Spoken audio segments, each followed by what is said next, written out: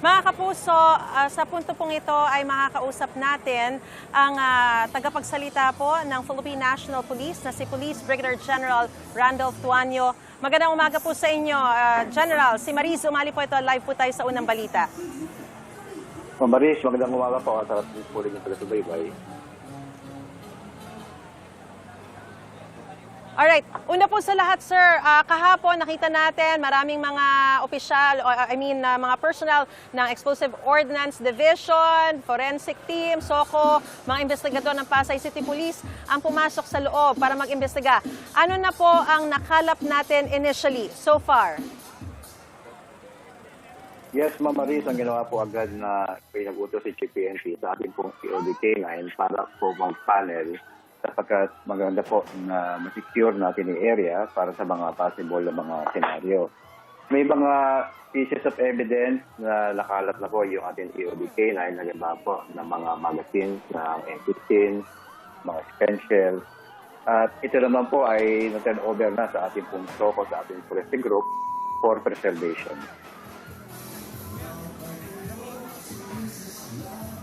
Ilang slug ng bala, ng baril ang nakuha natin? Kasi sunod-sunod po yung mga putok kagabi. And merong initial information na mga 15 shots daw po were fired. Meron na po ba tayong impormasyon kung gaano karami yung mga slug ng bala na nakuha? Pamaris, wala pa po tayo eksaktong number sapagkat patuloy po yung paneling nila dahil may mga area pa po na sinisecure pa yung ating mga SOCO.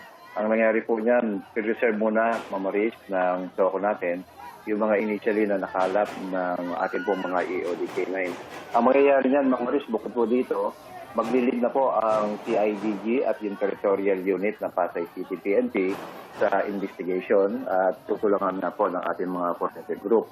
At makaraan po nito, ang pinakamagsusupervise niya, yung DIDM natin dito sa Camgrame, para sa overall na initial assessment, ang initial investigation, para makapagpalabas na po tayo ng balita at ma-update naman po natin yung ating mga kababayan. Sino ang unang nagpaputok, sir?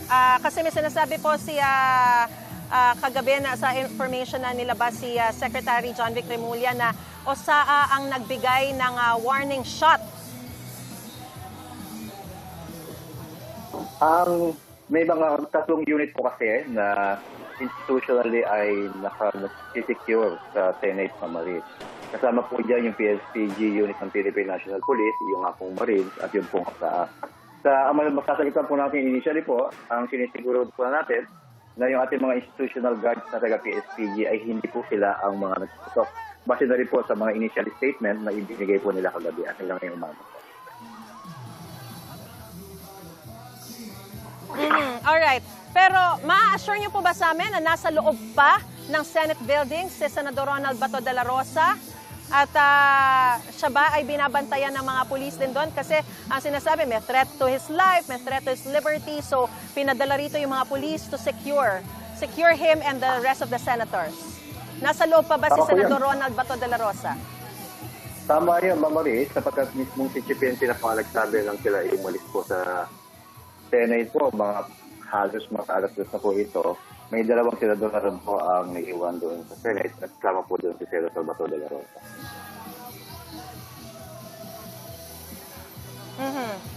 Alright, kailan na lang natin inaasahan na mailalabas yung resulta ng mga investigasyon na ito, tsaka yung mga results ng mga forensic? Hopefully, within the day, Mamaris, makakapagpalabas po tayo ng mga initial response ng ating investigation.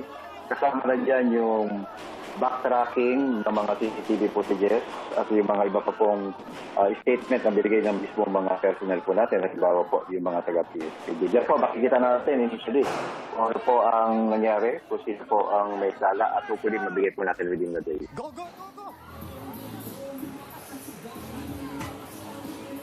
One last na lang. Nag-utos po ba kayo na ipasweep yung area?